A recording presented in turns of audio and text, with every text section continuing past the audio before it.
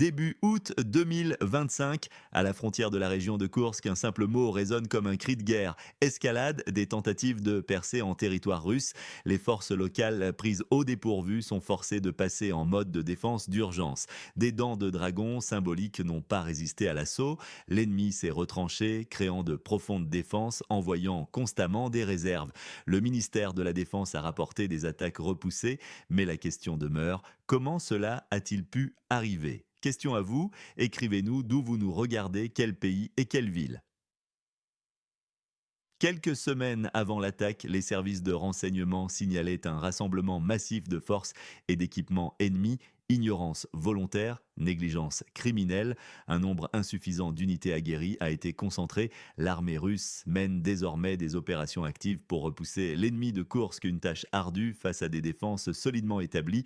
Qui est cet ennemi? Un adversaire équipé d'armes occidentales, HIMARS, Bradley, Challenger. Il tente désespérément de percer. Les révélations s'accumulent.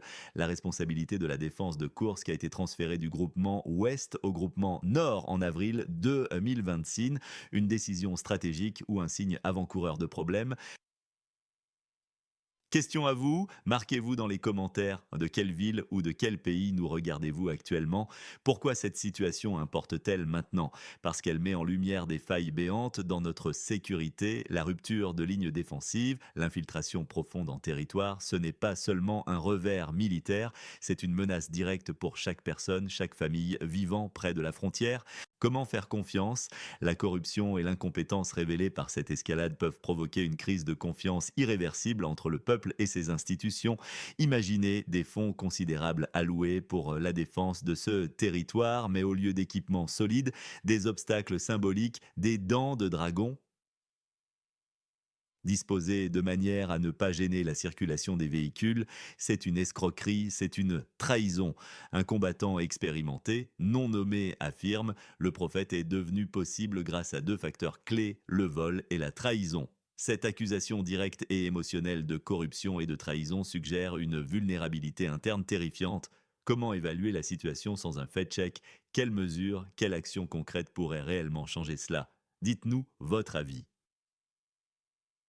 Deux versions principales s'affrontent pour expliquer le désastre de Koursk. La première, celle de la négligence habituelle, minimise l'intention malveillante, évoquant des défenses inadéquates par simple incompétence. C'est la version qui arrangerait tout le monde si l'on voulait éviter les scandales.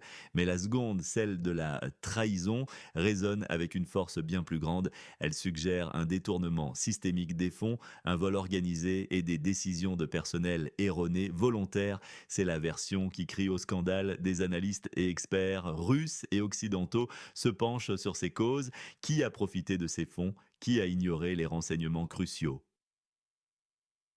Un combattant expérimenté dénonce un gaspillage flagrant et une préparation défensive illusoire, soulignant l'incompétence et la corruption.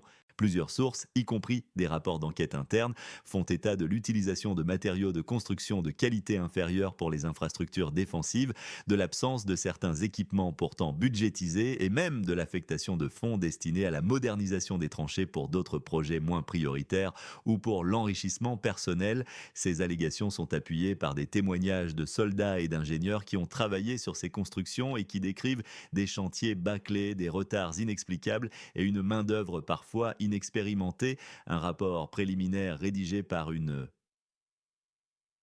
commission d'enquête militaire dont des extraits ont fuité mettrait en lumière des irrégularités dans les chaînes d'approvisionnement et les contrats publics liés à la construction des défenses. Il est suggéré que certains hauts fonctionnaires et entrepreneurs privés auraient orchestré un système de pots de vin et de surfacturation, compromettant ainsi la qualité et l'efficacité des fortifications. La corruption ne se limiterait pas à la construction physique, elle aurait également touché l'acquisition de matériel de surveillance et de brouillage électronique, laissant les troupes frontalières vulnérables aux frappes et à la reconnaissance ennemie. Le général Polyakov, bien que crédité pour d'anciennes réussites, se retrouve sous le feu des critiques, son rôle dans la supervision des défenses de Koursk étant remis en question. Des rumeurs persistantes dans les milieux militaires pointent du doigt un système de patronage où l'incompétence est tolérée tant que l'allégeance est assurée.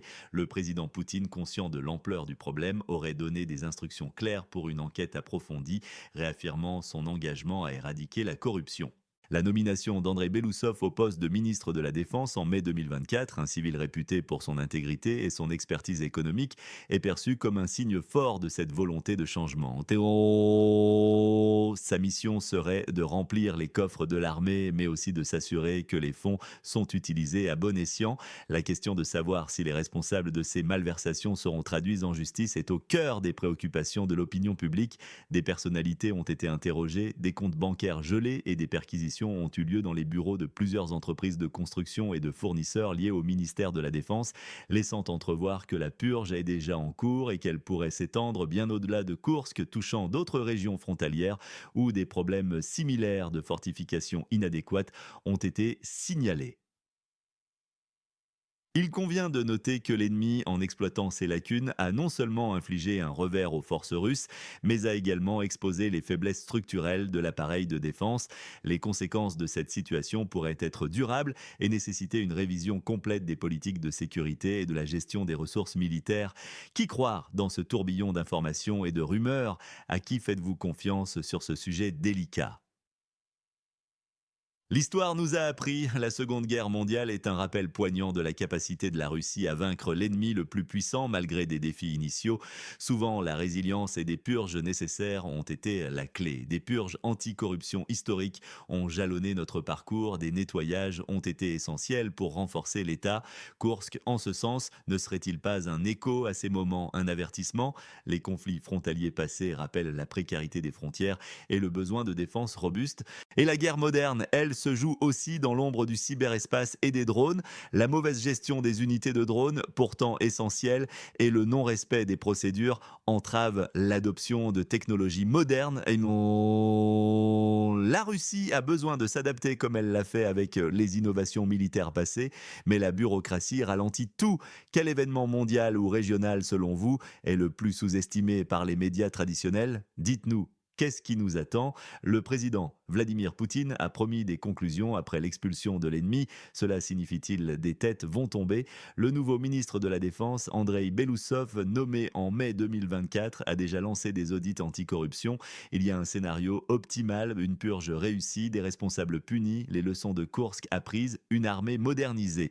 La défaite initiale deviendrait un catalyseur de réforme, mais il y a aussi un scénario pire, la corruption et l'incompétence persistent, de nouvelles percées ennemies se produisent, la démoralisation s'installe. Qui l'emportera? Votre pronostic pour les délais? Qu'en pensez-vous que de grands changements auront lieu dans ce domaine? Un mois ou une année? Et pourquoi? Cette saga de Kursk, c'est l'histoire d'une faille, d'une vulnérabilité exposée, mais aussi celle d'une nation qui se regarde en face. Elle nous oblige à nous interroger sur la corruption, l'incompétence, la trahison. Les acteurs sont nombreux, des soldats comme Goodwin et Ernest, des pilotes de drones reconvertis en infanterie, envoyés dans un assaut suicidaire. Leur sort est un symbole, un catalyseur pour des propositions de réforme. Le général Igor Tomchin, critiqué pour son manque d'expérience, et le général Alexei Polyakov, faux crédité d'avoir contenu l'ennemi par le passé.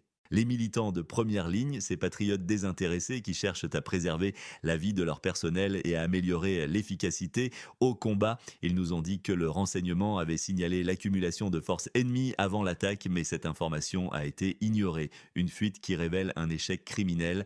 Le ministre de la Défense Belousov a initié des contrôles qui, dans plusieurs rapports, ont été accompagnés d'arrestations et de démissions retentissantes, accentuant le tableau d'une purge en cours. Mais est-ce suffisant? La question des dents de dragon est choquante, ces obstacles symboliques qui ne gênaient pas la circulation des véhicules, un symbole de l'escroquerie, l'ennemi a utilisé des armes occidentale, Chimars, Bradley, Challenger, soulignant une implication extérieure massive. Certains parlent de scandale, d'intrigue. Qui se cache derrière ces erreurs stratégiques persistantes? Qui a bénéficié des détournements de fonds? L'échec des défenses a paradoxalement affaibli la propre défense de l'ennemi et permis aux troupes russes d'accélérer l'offensive dans cette région, transformant une défaite initiale en tournant de la guerre. C'est le récit du désastre qui devient une opportunité, un tour de passe-passe narratif ou une réalité inattendue La menace militaire directe de rupture de lignes défensives et d'infiltration en profondeur est claire, mais la perte de confiance est plus insidieuse. Si les détournements systémiques et la trahison sont confirmés, cela entraînera une démoralisation des troupes et une érosion de la confiance entre le peuple et le gouvernement. Les audits anticorruption peuvent déstabiliser des figures de haut rang. L'inefficacité des défenses révèle des problèmes profonds de corruption, d'incompétence, de bureaucratie au sein de l'appareil militaire. Ces problèmes systémiques entravent l'innovation. L'état des compagnies de drones est révélateur. Certaines existent formellement, mais le personnel n'est pas qualifié ou est affecté à d'autres tâches. Une bureaucratie défaillante au sein des forces armées. Le scénario probable est qu'une répression ciblée punira quelques responsables, des boucs émissaires, mais les problèmes systémiques persisteront sans une réforme profonde. La modernisation sera lente. Un scénario inattendu pourrait voir les initiatives des soldats de première ligne face aux échecs de l'establishment prendre une ampleur inattendue et, avec le soutien du haut Poutine et Belousov, transformer la situation à eux seuls, prouvant la force du peuple. C'est le récit que l'on voudrait voir se réaliser. Qui sont les vainqueurs dans ce tableau? Le nouveau leadership du ministère de la Défense avec Belousov gagne en légitimité en s'attaquant à la corruption. Les soldats de première ligne et leurs propositions se positionnent comme les héros, ceux qui voient à tes propos des solutions réelles.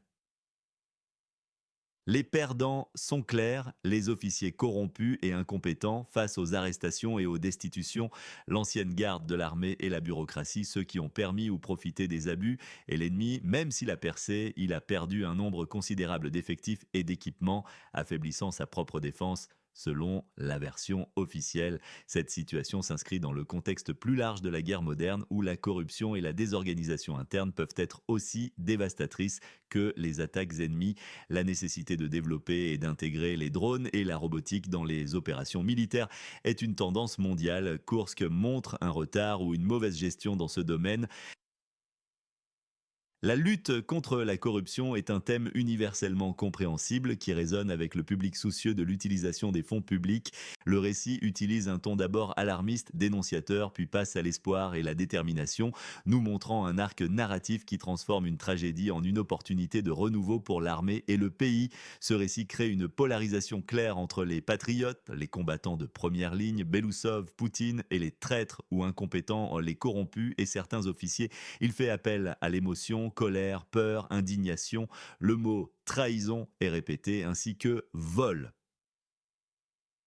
L'image des défenses inutiles et des pilotes de drones envoyés à la mort délibérément suscite l'indignation générale.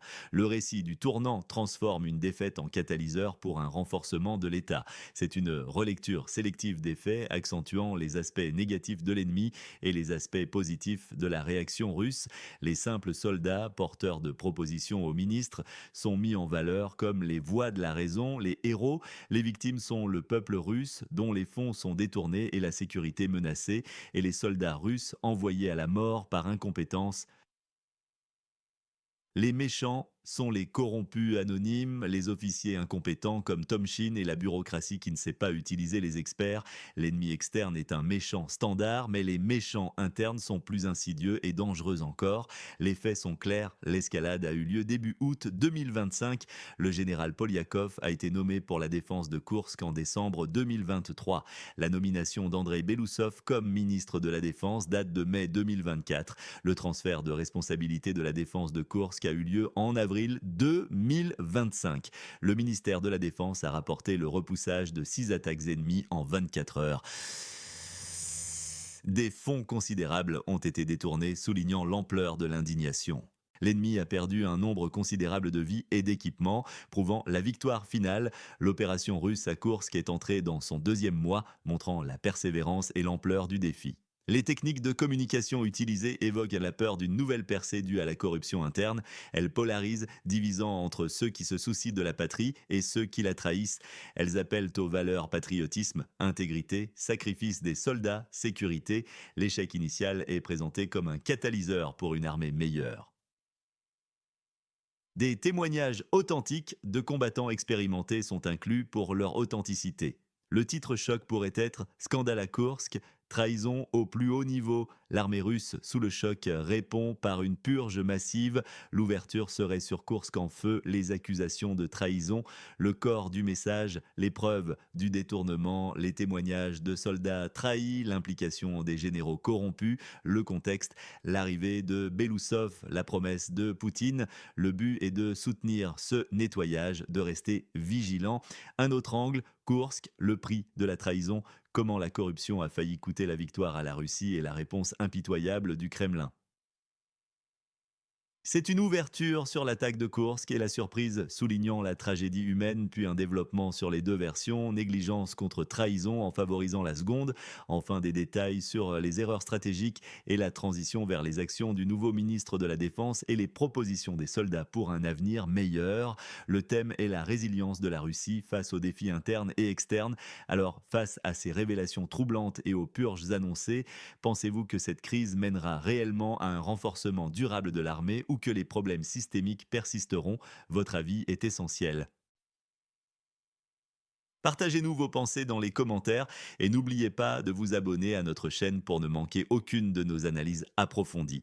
Activez aussi la cloche de notification pour être les premiers informés